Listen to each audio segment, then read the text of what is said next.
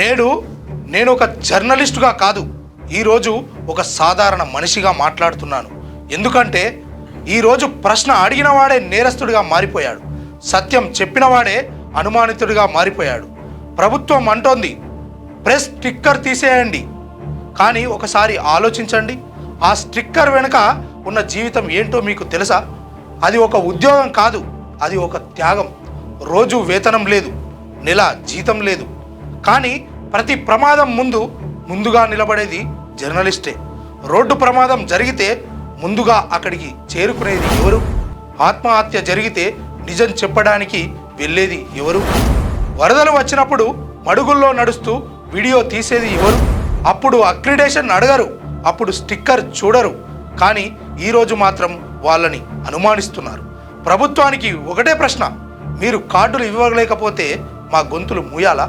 మీ ఫైళ్లలో పేరు లేకపోతే మా నిజం అబద్ధమా? గ్రామాల్లో పనిచేసే జర్నలిస్టులు, రోజుకు 100 కిలోమీటర్లు తిరుగుతున్న ఫీల్డ్ రిపోర్టర్లు, జీతం లేకుండా ప్రజల కోసం పనిచేస్తున్న మీడియా కార్యకర్తలు, గ్రామంలో పనిచేసే జర్నలిస్టే కాదా? అక్రిడేషన్ ఒక కాగితం మాత్రమే, కానీ ఆ కాగితం లేకపోతే జర్నలిస్టు కాదంటారా? అయితే ఈ దేశంలో స్వాతంత్ర ఉద్యమం నడిపిన పత్రికలకు ఎవరు అక్రిడేషన్ ఇచ్చారు? గాంధీజీకి కార్డు ఎవరిచ్చారు? ఈరోజు ప్రెస్ మీద పడిన దెబ్బ రేపు ప్రజల మీద పడుతుంది. ఎందుకంటే మీ తరపున మాట్లాడేది మేమే. మా గొంతు మూసితే మీ గొంతు కూడా మూసినట్టే. చివరికి ప్రభుత్వానికి విజ్ఞప్తి, ఈ నిర్ణయాన్ని వెనక్కి తీసుకోవాల్సింది, ఈ జీవో రద్దు చేయాల్సింది. మీ వ్యాపారం అభివృద్ధి కావాలని కోరుకుంటున్నారా? అయితే వెంటనే క్యూన్యూస్ని సంప్రదించండి.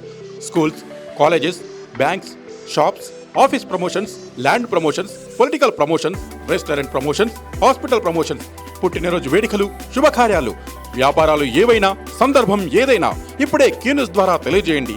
మీ వ్యాపారాన్ని అభివృద్ధి చేసుకోండి.